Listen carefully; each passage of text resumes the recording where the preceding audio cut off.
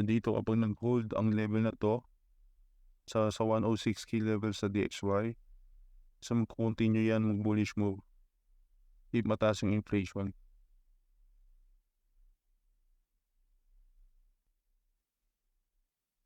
So dapat adapt tayo sa market sentiment, no, and sa fundamentals, no, and dapat alam natin ano impact ng mga data report na to, mga economic indicators sa market, and dapat alam natin yung mga market sentiment, kung paano tayo mag-entry, kung saan price tayo mag-entry, dapat may mga trading plan tayo, nakaplano yung trade. So ayan, yung mga analysis natin sa USD, no, inflation higher than expected. So USD buys, no, market expectation natin further upside to USD. Makita natin dito, pati yung market analysis natin sa USD, no, sa USD index. Nung Tuesday pa lang na-anticipate natin na USD bullish move. So yung fundamental catalyst natin dito yung geopolitical tension sa Middle East and sa Fed rate hike probability increase, no, or yung sa inflation data. Kapag higher inflation, mataas yung probability na tataas yung rate hike, no, sa next meeting. So makita natin dito na nag-bullish move ng USD. So ito yung anticipation natin na mag-move yung USD na pataas. So nag-break above sa 106 key level ayun sa USD. So kaya yung market expectation natin is further upside to USD. So yung market sentiment. Ito na yung current overview natin sa USD, no? No, over the last 5 weeks ago, no, na bullish sentiment tayo sa USD. So may FX buy confirmation tayo sa higher time frame. So na-anticipate na bullish tayo dito dahil nga sa fundamentals ng USD, no, no more demand sa USD. Makita natin na nagkaroon ng demand, no, na USD bullish move. So nung titignan mo yung previous analysis natin, na-anticipate natin na meron tayong USD bullish sentiment. And dito naman na-anticipate natin na mag-pick ang USD. Na-anticipate natin na USD higher time frame pullback. And dito naman anticipate natin na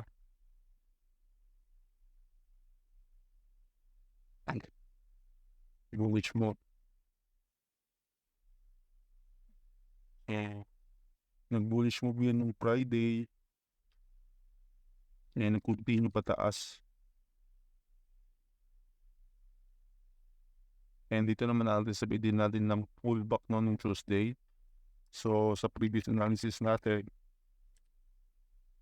So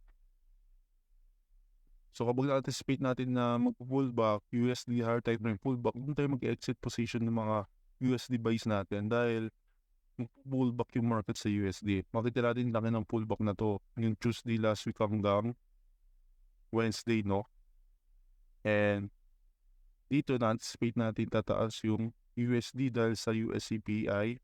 So dahil yung sa fundamentals and market sentiment, no, na-anticipate natin na magkakaroon ng bullish move sa USD ng Thursday, no? So lagyan natin anticipate dahil yun sa CPI data release or inflation rate sa US. And anticipate din natin ito yung USDR time frame pullback.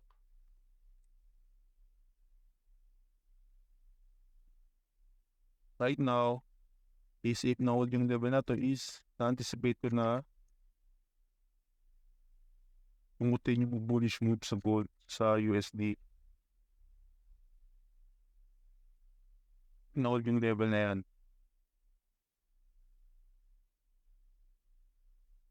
So ayun yung overall USD outlook natin sa higher time frame sa USD, no? So na-analyze natin yung sentiment natin sa USD, no? Bullish sentiment tayo throughout the week. And anticipate natin yung mga USD higher time frame pullback. Nalaman natin yung USD, kung saan yung USD peak, no? Kung saan yung pinakataas, kung saan tayo magsisecure profit, no? And anticipate din natin yung continuation ng USD bullish move. So ito yung mga anticipation natin to. So kailangan natin ng market sentiment, no? Kung ano yung market sentiment. So kaya mayroon tayong currency pips dito. Naman natin na nagkakaroon ng strength ang USD. So kaya napaka-importante itong currency pips sa trading system na gamit ko. Dahil dito, sa currency pips, malaman mo agad yung strength and weakness ng mga currency, yung sentiment sa market. Hindi mo na kailangan i-analyze yung 28 currency pairs para malaman yung sentiment sa market or yung strength and weakness ng mga currency. So dito, alam ko na kahapon, nung Monday, alam ko na nagkaroon ng demand sa Euro, Pound, AUD, and NCD. And less demand sa USD, Japanese Yen, and sa CHF and Canadian Dollar. So dahil yun sa currency pips, so malaman natin yung strength and weakness ng mga currency. Overall, bullish tayo sa USD. If na-hold yung key level na to. If hindi, mag-deeper pullback yan sa 106 key level, no?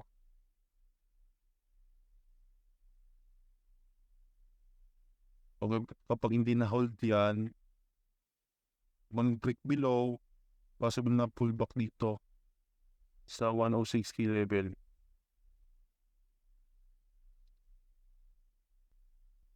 Makita natin na nag-pullback yung USD. Na-anticipate natin na magkaroon ng USD move price hold 106.3 key level. Makita natin na nag-hold yung key level. Kaya nakapag-buy tayo sa USD CAD, nakapag-sell tayo sa Euro and Pound USD, no? So dahil dito sa analysis natin sa USD. So makita natin dito, prior this day, merong USD weakness. And dito naman, nagkaroon ng USD strength. So dapat alam natin paano gamitin yung currency pips for market sentiment para mapag-form tayo ng bias, no? Sa USD. So dito alam natin na-anticipate natin na magkaroon ng bullish move dito sa price point na to. So dito nakapag-buy tayo dito sa price level na to. So nakapag-buy tayo dyan. Dito nakapag-sell tayo dito sa Pound USD, Euro USD. So then nag-close profit tayo dito. So dahil bumaksak ng price, so na-anticipate natin na possible na hindi pa siya tumaas. So kaya nagsisecure partial tayo dahil hindi tayo 100% certain na mangyari yung na-anticipate natin. Kaya tayo nagsisecure profit or partial profit. So napag-exit tayo dito, and dito naman nakapag-enter ulit tayo ng buy. So nakapag-enter tayo ng buy dito sa USD CAD. Napag-buy tayo, and napag-secure partial tayo dito and dito. So combined rin sa CAD weakness, no? Hindi lang sa USD dahil dalawang currency pa rin pinag-uusapan natin dito. So based on sa USD, so nag-break below na siya dito sa key level na to. So kaya nagkaroon ng bearish move. So kapag nag-break below, halos nag-range lang, di siya nag-break above dito sa key level na to. So yung na-anticipate natin na move higher, hindi nangyari. Kaya tayo nagsisecure partial, no? Dahil di natin predict yung market, no? Nagre-react lang tayo, nag-a-adapt lang tayo sa market. So makita natin nag-range lang yung market.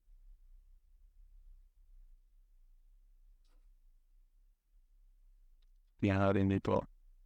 So 4 time frame. So yung current analysis natin dito, tingnan natin dito. So if yung price na to is nag-hold, so kapag nag-hold yan, na-anticipate natin na move higher, no? If nag-hold yung level na to.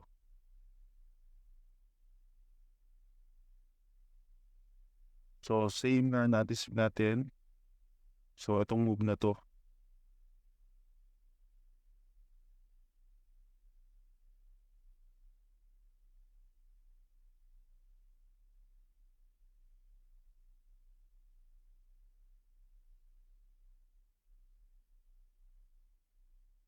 and hopefully na mag-break above this level, no, para masabi natin na continue pataas yung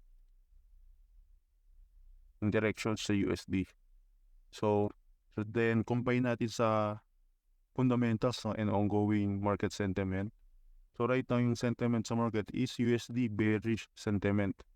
So makita natin dito sa daily negative 100 USD. So bearish sentiment yan. And bullish naman sentiment natin sa pound, sa euro, and sa AUD, no? So yung mga currency na to nagkaroon ng bullish move. So sa week na to. And bearish move naman sa USD and sa Canadian dollar and CHF. So dapat alam natin yung mga market sentiment, no? Nag-shift yung sentiment ng market, and doon tayo mag-anticipate ng possible move, no? So dito, dapat alam natin yung next na nangyayari sa market. So ano yung economic data report, or mga economic news na meron sa USD, no, at sa ibang currency. So makita natin dito. So if yung data report, yung PMI, so lagyan natin dito PMI data. So 9 yan, Tuesday. That came out and Fed Powell naman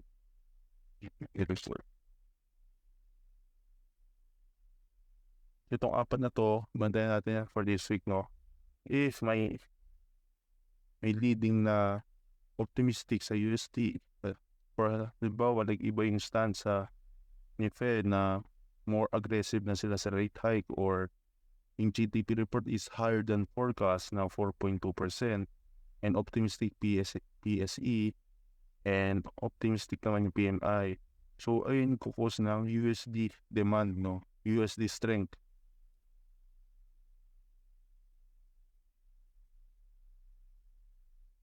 So dapat alam natin yung impact ng mga yan, mga data na yan, mga economic indicator. Then combine natin sa ongoing market sentiment, sa geopolitical tension. If nagkaroon ng bagong tension, press tension na escalation ng conflict, so it can cause sa gold demand and USD demand, no? So dapat alam natin yan. Itong move na to dahil to sa CPI, higher inflation, continue bullish move, higher inflation, and yun naman is nag-pullback na siya, pababa, same price point, possible bullish move based on sa data report and market sentiment mamaya. So dapat alam natin market sentiment, kaya meron tayong ginagamit ng currency pips para malaman yung sentiment ng market. Sentiment ng market na yun ay nasa sa pound, euro bullish sentiment, sa AUD bullish sentiment, yung NCDI neutral, yung sa Japanese yen bearish sentiment, USD bearish sentiment, CAD, CHF bearish sentiment. So alam natin na kung saan nag-inflow yung pera sa currency market. So alam natin na malakas yung pound, euro, dahil sa fundamental bias natin na yung pound, mataas yung inflation, kaya possible rate hike, kaya may demand sa pound. So from last week data yan, no? So no October 26, analysis natin sa USD, makita natin dito na bullish tayo sa USD. If nag-pullback siya, makita natin may buy position tayo dito, nag-secure profit tayo dito. May buy position tayo dito, nag-secure profit tayo sa taas. So ayan, makita natin yung sa currency piece, makita natin nagkakaroon ng USD strength. Makita natin sa 4-hour and daily, nagkakaroon ng momentum sa USD. Kaya na-anticipate natin na bullish yung structure or bullish move sa USD. Kung titignan natin sa weekly time frame, negative 229 yung USD, no? And titignan natin na yun sa weekly, nasa 428 na. Kung makita natin from negative 200 to positive 420. Malaki yung difference ng shift of market sentiment tayo na from bearish sentiment sa USD naging bullish sentiment. Dahil na-anticipate natin na magkakaroon ng bullish move. Salamat sa ating currency pips na nagbibigay ng real-time data, no?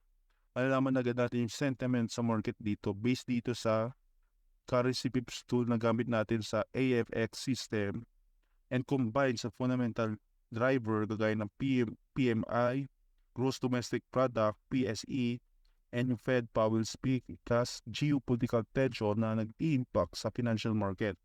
Ito yung mga fundamental driver na pwede maging katulong or support this fundamental bias na bullish sa USD. If nag-price hold yung 105.6 and break above 106, so ay mga technical analysis natin, mga key levels na nagsusupport sa bullish move sa USD. Makita natin ang karoon ng bullish move, no? Dito pa lang bullish move na siya.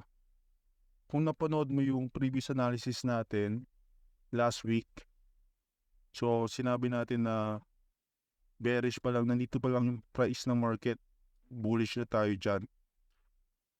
Kaya napag-buy tayo sa mga USD natin, no? So kung titignan natin dito, so ito yung trade natin. So makita natin dito yung mga confirmation sa AFX system or yung trading system na gamit ko sa MT4. So ito makita natin yung buy position natin dito. Napag-buy tayo dito. So makita natin ni-reject ng candle sa lower time frame to. So makita natin sa lower time frame may buy confirmation, no? AFX buy. Yung arrow up na nagsasabi na mag-buy tayo. Maganda mag-buy dito sa price level. Nakapag-buy tayo dito, makita natin nag-secure profit tayo dito and dito. So halos 450 pips yung na-secure profit natin. So dahil there yung position natin dyan. And ito naman yung currency pips, no? Malaman natin dito yung market sentiment, no? Ano yung pinakamalakas or pinakamahina na currency, no? So makapag-form tayo ng sentiment sa market, makapag-form tayo ng bias. Makita natin dito, malakas yung USD. So kahit malakas yung USD pero malakas yung gold, dahil yun sa demand sa gold market. So hindi lang USD may demand, no? Pati yung gold. Kaya tumataas yung price nito. So kaya dapat alam natin yung fundamentals, no? Impact ng geopolitical tension and nagkakaroon ng shift of market sentiment. So at the same time, may demand sa gold and sa USD market. So kahit malakas yung USD, tumataas pa rin yung gold dahil yan sa shift of market sentiment, no? So dapat alam natin yan. Tinuturo natin yan sa educational video natin, sa mga tinuturuan ko sa fundamentals, no? And economics. So ito yung trading system na sample trade entry natin sa buy position. So parehas lang yan dito sa entry natin dito. So sa lower time frame yan. So nakapag-buy tayo dito. Ayan.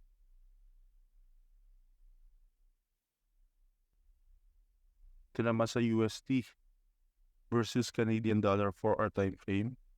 USD CAD currency pair. So makita natin dito sa currency pips yung USD bullish sentiment. Makita natin sa daily plus 100 plus 140, no? So kaya pa natin ang nagkaroon ng demand sa USD. So swing trade ito, swing trade na matagal na trade, no? Mga days or weeks yung hold ng trade natin dito. Napag-secure profit na tayo dito sa taas. Nag-secure profit tayo dito, ito yung buy position natin. Makita natin yung blue. Ayun yung secured profit natin. And dito. Nung tumaas pa yan, so makita natin na ay yung trade entries natin. And may mga buy confirmation tayo dyan sa lower time frame. Sa lower time frame may makita yung buy confirmation to support this trade, no? May sell confirmation tayo dito, makita natin sell confirmation, kaya buwaba yung market. Dahil kapag may nakita kang sell confirmation, possible kapag nakalong ka dito, nakapag-buy ka dito, and may sell confirmation, sign yan na pwede ka na mag-secure profit dito or secure partial profit. dahil possible na pullback yung market. Example dito, nag-pullback yung market. So if nakapag-secure profit ka dito, so hindi mababawasan yung profit mo. So nag-continue pa rin yung bullish bias sa USD CAD, nag-buy tayo dito, and nag-continue yung bullish move. Almost 140 pips. So yung secure partial profit natin plus 200 pips, no? So ay yung trade natin sa USD CAD, combine natin sa gamit natin AFX system or Action FX system, trading system gamit ko sa MT4, no? Na nagbibigay ng information advantage, no? Dahil dito sa currency pips, no, na nagbibigay ng sentiment sa market kung ano yung pinakamalakas na currency and ano yung pinakamahina na currency, pag-form tayo ng funnel ng bias sa market. So makita natin dito, ito naman sa Pound NCD, no? Na-anticipate natin NCD weakness, currency pip shows NCD weakness. So makita natin sa currency pips, mahina yung NCD, kaya bullish tayo sa Pound NCD. So makita natin dito, yung bullish move sa 4-hour time frame to, ay sa 1-hour time frame pala. Nag-secure profit tayo dito, dahil dito na-anticipate natin ng pullback, higher time frame pullback ang currency pair nito sa Pound NCD. So makita natin, kaya tayo nagsisecure profit dahil na-anticipate natin ng pullback. So makita natin pullback, ang laki ng pullback, kaya tayo nagsisecure partial profit. So dapat alam natin yan, kung paano mag-exit ng trade, no? Hindi lang tayo entry. Dapat alam rin natin kung kailan tayo mag-exit, no? So ayan, yung mga previous analysis natin. So ito naman sa AUD. Sa AUD index to, currency index, makita natin yung confirmation buy. So makita natin tumaas yung market, maganda mag-buy dito sa level na to. So pwede ka mag-buy dito kapag nag-pullback and tumaas na siya. And may confirmation tayo for sell. Makita natin nag-pullback siya. Bumaksak. Possible yan mag-continue if may continue yung sentiment na bearish sentiment sa AUD. And makita natin, combine natin sa currency pips, makita natin negative 240 sa 4-hour time frame. Kaya makita natin nagkaroon ng AUD weakness. So malaman natin sa market sentiment na mahina yung AUD, kaya makita natin dito na bearish yung movement. Kaya nagkaroon ng bearish move. And combine sa confirmation sell and dito sa market sentiment. So nagkakaroon tayo ng confirmation and confluence kung paano mag-trade nung gamit yung trading system na gamit ko. So kung tingnan natin sa current market, no? Sa AUD, tingnan natin on a time frame. Yan. So ito yung sa 1-hour time frame sa AUD, no? Currency index. So tingnan natin dito. So ito pa lang yung price. Dito pa lang, no? Yung sell confirmation, no? Tingnan natin yung current market. If nakapag-sell ka dito, so ito yon. If nakapag-sell ka ng continuing bearish sentiment ng AUD, so pwede ka mag-sell dito and makita natin yung bearish move, no?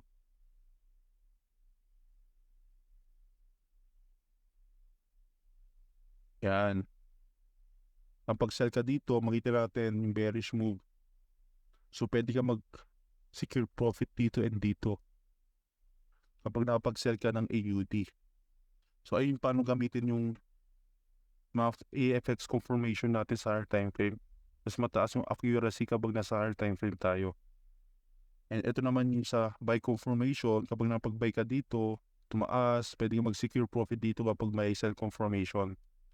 And mag-sell ka naman dahil sa confirmation na ito sa higher time frame, no? And combine sa currency pips. So ayan. So punta tayo dito sa page natin, no? Gumawa ako ng page, no? Para Dito na ako magpo-post ng mga market analysis natin. Makita rin analysis natin sa USD, Japanese yen analysis. So follow natin yung natin, page natin para always tayo updated sa market analysis, fundamental bias, and trade ideas, no? Makita natin yung mga analysis natin dito sa previous market. Sa USD CAD analysis, makita natin dito. So same trade na to, yung pinakita ko sa MT4 sa USD CAD, no? Makita na mag-buy tayo dito. Nag-buy tayo sa ballpark. So anticipated USD bullish sentiment. Currency pips shows USD strength and CAD weakness. Makita natin nag-secure profit tayo dito sa taas dahil na-anticipate natin na magkakaroon ng USD CAD higher time frame pullback. Ayun yung trade natin. Ito naman sa USD yen. Makita natin dito sa 4-hour time frame, may buy confirmation. So pwede ka mag-buy dyan. Sell confirmation. Yung nagkaroon ng drawdown and continuing sell, pababa dito. And buy confirmation naman, combined sa fundamental sa Bank of Japan interest rate decision, kaya nagkaroon ng bullish move sa USD Japanese yen na currency pair. So ito yung kagabay kahapon lang to. Kapag napag-buy ka dyan, based dito sa buy confirmation and combined sa weakness ng yen and anticipation of na walang change of monetary policy ng central bank, no change of same interest rate decision. So kaya nagkukos ito ng Japanese yen weakness. So basahin natin yung analysis, no? So tingnan natin yung analysis natin sa Bank of Japan sa USD Japanese yen analysis natin, no? So dapat alam natin yung impact ng mga central bank. Ano yung mga monetary action nila, yung impact ng interest rate decision. So dapat alam natin yung fundamentals in economics, no? Kaya inaaral natin ito. Ito naman sa CAD naman, so makita natin dito sa may confirmation na sell sa higher time frame to.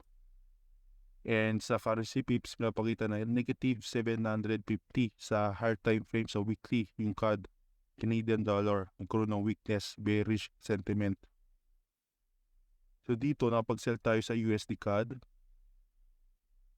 Napag-sell tayo sa CAD pala and buy sa USD CAD.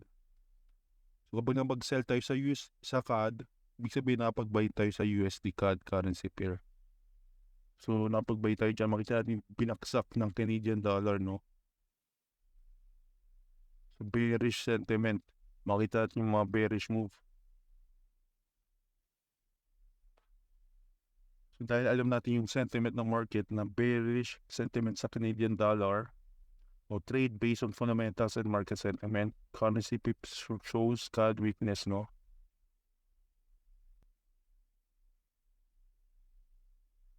Makita natin dito yung buy position swing trade. May buy confirmation tayo sa lower time frame. And sa currency pips, may bullish sentiment, CAD bearish sentiment. Makita natin dito sa monthly. Positive 500 yung USD and negative 1,200 yung CAD. Yung makita natin na nagkaroon ng bullish move.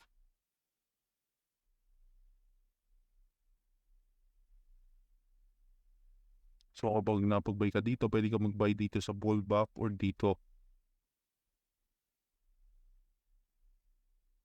Ay, yung analysis natin.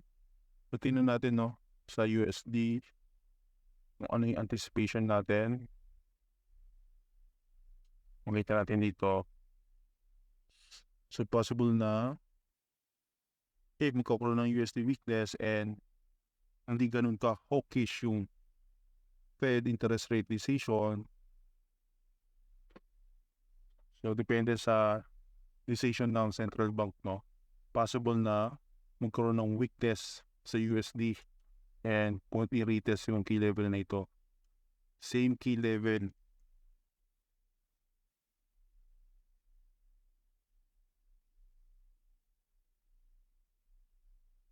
And if lang hold yung level na to, possible din tayo mag-buy. So if hindi naman, if bullish pa rin yung sentiment sa USD, So pwede tayo possible mag-buy dito.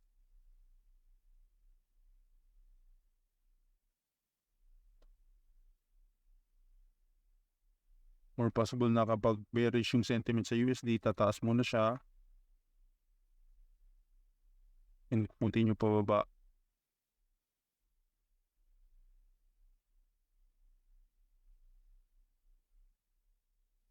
Pwede tayo mag-sell dyan if bearish yung sentiment sa USD.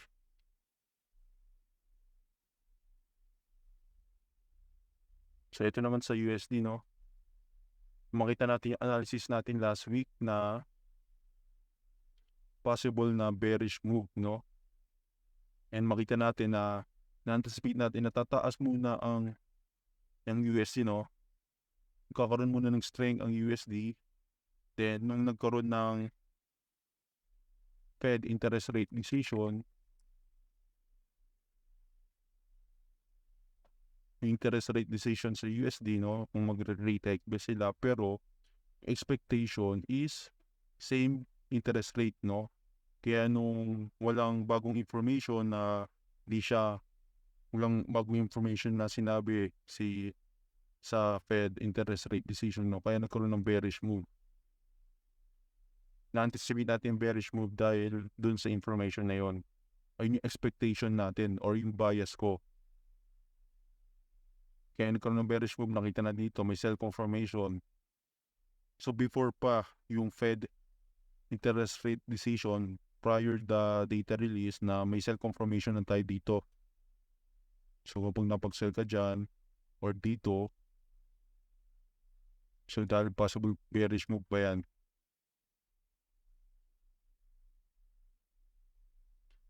So ayun yung USD analysis natin. So sinend natin yan sa previous market analysis natin. So tingnan natin. So ito yung mga market analysis natin, no? So yung mga weekly market analysis, so sinasend ko yan sa group, no? So ito naman yung ibang content, may educational video and market analysis. So sa mga private members lang yan na tinuturuan ko. So kapag member ka na, so pwede ko yan i-send sa'yo. Mga educational video, madami tayong topic dyan, and market analysis. So kailan yung last week? Noong October 31. Ito yung previous week analysis natin. So nirecord ko yan noong October 31. So tingnan natin.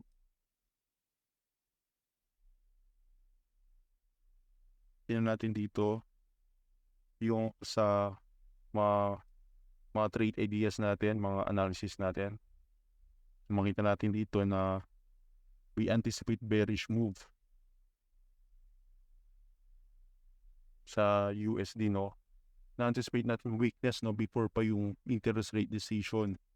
If hindi naman siya nag-hold dito, possible na bullish move muna bago siya bumaksak. So, ayun yung scenario 1. Ito naman yung scenario 2, no?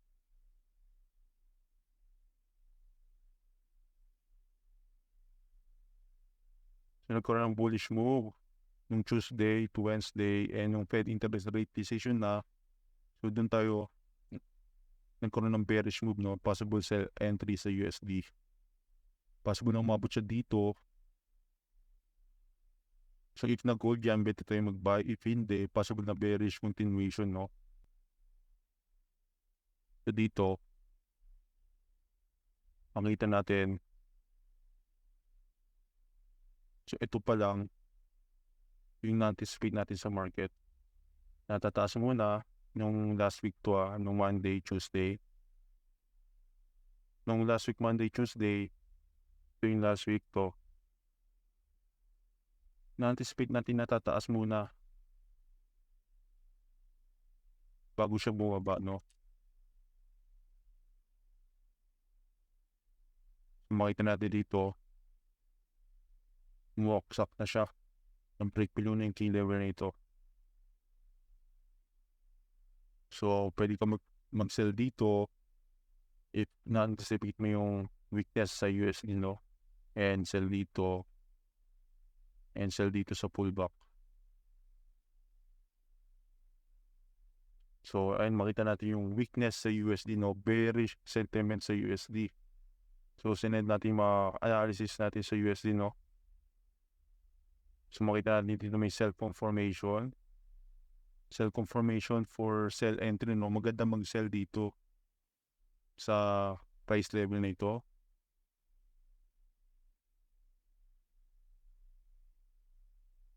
Ayun sa USD, no? So, ito naman sa pound. Makita natin dito yung pound Bank of England interest rate decision. So, mas hawkish yung pound, no? So, and nagkaroon ng gain, nagkaroon ng demand sa pound, and while USD pullback after FOMC. So, alam natin na nagkaroon ng weakness sa USD. Kaya makita natin dito sa currency pips na weakness sa USD sa daily time frame. So, ito. And may strength naman sa pound. So, dahil dito sa interest rate decision, yung statement nila na mas malakas yung sentiment sa pound kaysa sa USD, no? Kaya, sa magandang trade dito yung pound USD by position, no? So, dahil alam natin na mas malakas ang pound versus USD, nagkaroon ng weakness. So, maganda mag-buy position dyan. So, makita natin dito yung confirmation, buy confirmation sa 30 minutes time frame. Buy confirmation, makita natin. So, nakita natin yung tumaas na yan, yung pound. Sukutin natin yung pound USD. Sa chart natin, makita natin tumaas na siya. So, for our titan, makita natin, so nandito pa lang yung price na anticipate natin yung bullish move sa pound, no?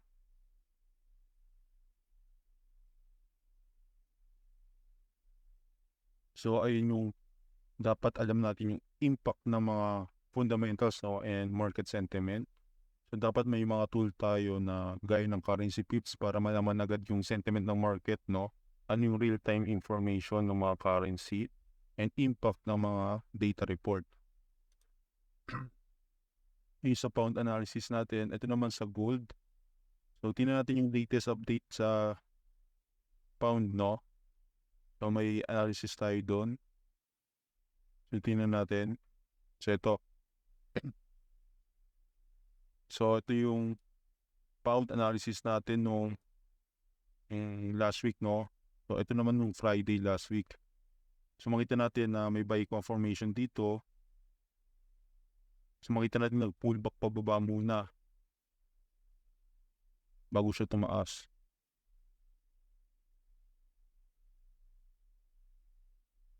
So, makita natin na ayun yung analysis natin, no? Na-anticipate natin na tataas yung pound dahil sa fundamentals ng central bank. Mas hawkish yung pound kaya more demand sa pound. So, makita natin nag-pullback siya and doon na tumaas. So, makita natin yung bullish move ng pound, no? So, dahil yan sa fundamentals, no, and market sentiment, dapat alam natin na ang impact ng mga ito. So, ayun sa pound analysis natin, no? So, balik tayo dun sa gold natin na nakita natin. So, dito naman sa gold buy trade, makita natin dito, merong USD bearish sentiment sa currency pips natin sa daily time frame. So, negative 430. So, may bearish sentiment sa USD. Kaya alam natin yung gold, possible na tumaas dahil sa sentiment na ito. So, bearish sentiment sa USD. So, may plus confirmation sa AFX system. May buy confirmation tayo dito. And nasa key level tayo. And may sell confirmation dito. Yung buy confirmation naman, after now, Fed pause interest rate decision and FOMC meeting. So, post analysis to ng data report nito. So, alam natin na may weakness sa USD kaya possible bullish move sa gold market. So, napag-buy entry tayo dito and nag-secure partial tayo dito. Nag-secure 120 pips dahil So partial profit lang dahil possible na mag-continue pa yan. And doon tayo mag-secure profit sa taas. So ayun yung analysis natin sa gold. So share natin yan sa page ng mga analysis natin. So makita natin dito, currency pips confirm USD bearish sentiment. And may mga buy confirmation sa higher time frame and lower time frame, no? Sa H1 may buy confirmation, sa lower time frame may mga buy confirmation din. Ayun sa gold natin. Ito naman sa Euro AUD sell trade, makita natin dito, may sell confirmation. So 1 hour time frame to. So napag-sell tayo dito sa level na to. Dahil na-anticipate natin magkakaroon ng AUD bullish move based on fundamentals and market sentiment. So makita natin dito yung analysis natin. So makita natin dito sa currency pips nagkaroon ng AUD bullish sentiment. So weekly may plus 740. So may bullish sentiment tayo sa AUD. Combine pa sa USD weakness. So may na USD kaya may demand sa AUD. So makita natin may buy confirmation, possible nag-secure profit tayo dito. Nag-secure partial profit tayo ng 200 pips. Hold position dahil possible na bumaba pa yan. So yun sa Euro AUD. So currency pips confirm AUD bullish sentiment. And may muscle confirmation tayo. And dito naman sa USD CHF, ito yung swing trade natin previous week, no? Napag-buy confirmation tayo. May buy confirmation tayo dito sa currency pips. Makita natin bullish sentiment sa USD, no? And CHF bearish sentiment. So laki binaksak ng CHF previous week, no? Kaya makita natin na napakahina ng CHF currency, kaya and bullish USD naman. Ay yung swing trade natin sa 4-hour time frame ito. So napag-secured partial profit na tayo dito. So possible na buwaba ng USD dahil sa USD weakness.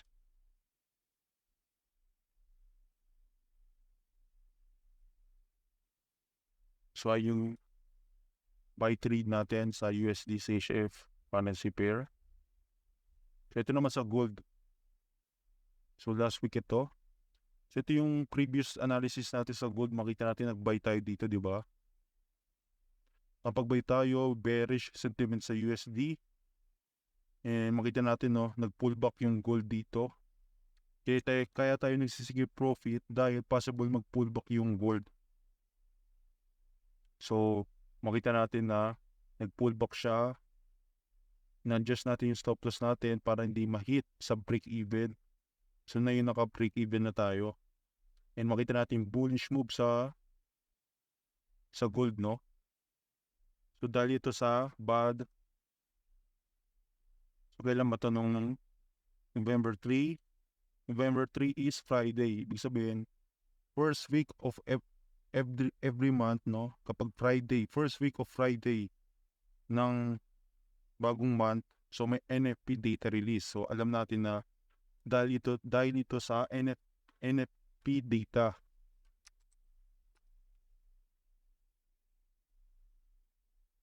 So alam natin na ay na yung data report, no? May weakness sa USD. Mababa yung di magandang result ng data report. Kaya makita natin na na-anticipate natin na mag-bullish move ang gold dahil magkakaroon ng USD weakness. So before pa mangyari, dapat na-anticipate na natin yung movement based on sa fundamentals and data report, market sentiment, and mga confirmation, no? Makita natin sa technicals. So dapat na-anticipate natin before pa mangyari. So yung gold buy trade natin, no? We anticipated gold bullish move after Fed interest rate decision unchanged as expected. FOMC meeting, same narrative and negative NFP data causing USD weakness. So currency pips confirm USD bearish sentiment. So may mga buy confirmation tayo dyan na pag secured profit na tayo dito sa taas, 230 pips. So yun yung trade natin sa gold. So ito naman sa USD, makita natin dito, yung pinakita ko sa inyo kanina, no? So yung analysis natin, makita natin bumaba na. Bearish sentiment sa USD. Kaya tayo nag-secure profit, no? So dito pa lang, na-anticipate natin sa previous market, dito, nakapag-buy tayo dyan, di ba? Dito rin, nakapag-buy tayo dito. So nag-exit position tayo dito. Nag-bearish move, nag-buy ulit tayo dito, then buy dito, and nag-exit na tayo dito. Dahil na-anticipate natin kapag nagbo-bullish move, possible na pullback. So makita natin yung pullback move dito, and nag-bullish move ulit dito, and nag-secure full na tayo dito, partial profit, no? Dahil na possible na mag-bearish move na yung USD dahil sa fundamentals and market sentiment. Nakita natin dito nag-bearish move na. So, ayun yung analysis natin sa USD. So, sa pound analysis, so mga psychology tips, trading tips. So, ayun yung analysis natin sa pound. So, dapat alam natin yung impact ng mga fundamentals and market sentiment. So, aralin natin yan, no? So, tingnan natin dito sa gold natin sa 1-hour chart gamit yung AFX system. So, tingnan natin mga buy confirmation, no? So, itong mga buy confirmation nito is non-repaint. Ibig sabihin, hindi siya nagbabago ng position. So, kapag lumabas ito, hindi yan mawawala. Hindi magbabago ng position yan. Kaya nga non-repaint, hindi siya nagbabago or hindi siya nagre-repaint, no? Or hindi siya lagging like most indicators, no? Halos kasi lahat ng indicators ay lagging behind price, no? So, may lag, may delay yung price. Yung information, no, na binibigay ng indicator may delay. So, ito, kapag lumabas, so ayun na yung confirmation, hindi na yung magbabago. So, makita na yung buy and sell confirmation.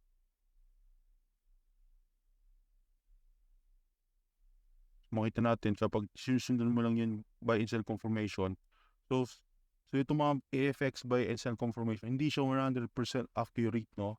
So gaya nito, hindi siya accurate dahil kailangan mo combine yung market sentiment and fundamentals para tumaas yung accuracy ng mga buy and sell confirmation nito. So makita natin kung sumataas yung accuracy nito, no? Makita natin dito na kapag buy ka dito, nag-close yung candle, sell, buy. So makita natin yung mga entry point kapag gifted trade tayo based dito sa mga buy and sell confirmation, no? So guide lang ito, confirmation, no? Pangdagdag sa confluence natin. So dapat alam natin kung paano gamitin yung mga technical tools, no? Mga confirmation sa trading, mga trade position natin, no? So then ito naman mga currency pips, no? Alaman agad natin dito yung market sentiment. Ano yung pinakamalakas na currency, pinakamahina, ano yung bias natin. Pwede tayo makapag-form ng bias based dito sa data na to. Hindi mo na kailangan analyze yung 27 currency pairs, no? Dahil dito pala makita mo na kung ano yung galaw ng market. So dito kung titignan natin sa weekly, no, sa pound, nagkaroon ng bullish move, no, sa pound currency dahil nagkaroon ng plus 97 pips. So dito naman sa Japanese yen, nagkaroon ng bearish move dahil nagkaroon ng negative 228 pips. So kung i-combine mo yung dalawa, pound yen, so alam natin sa weekly time frame or sa daily time frame na nagkaroon ng bullish move. Based pa lang dito sa data na to, hindi mo na kailangan tingnan yung chart.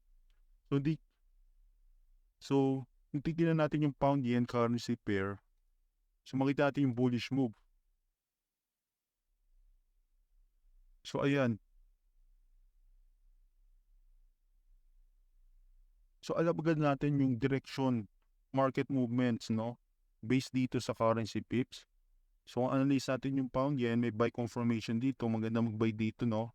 Last week. Nagkaroon ng bullish move dahil sa Bank of Japan interest rate decision. Bearish pa rin yung Japanese yen. Kaya alam natin na bullish move dito sa pound yen dahil sobrang hina ng Japanese yen currency. So dito may makita natin mga sell confirmation. May buy confirmation. Halimbawa nakapag-buy ka dito, may lumabas sa sell confirmation, secure partial profit dahil possible pullback move. Nag-pullback move dito.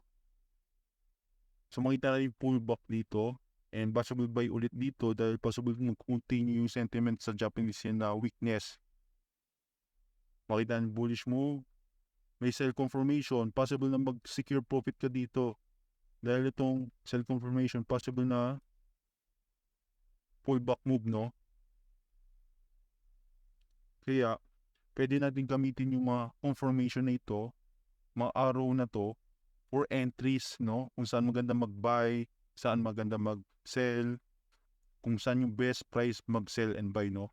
And pwede rin gamitin natin to pang exit position, no? So, yun paano gamitin yung confirmation and currency pips sa AFX system. So, may mga educational video tayo sa mga tinuturuan ko and market analysis sa mga kasali sa group, no? So, watch nyo yung mga weekly market analysis natin. And follow natin yung page natin, no? So, dahil dito tayo nagpo-post ng mga market analysis, no? So, follow nyo yung page and set nyo yung page setting to favorites para lagi nyo nakikita yung mga post ko. Para lagi kayo updated sa market analysis. So, ayan.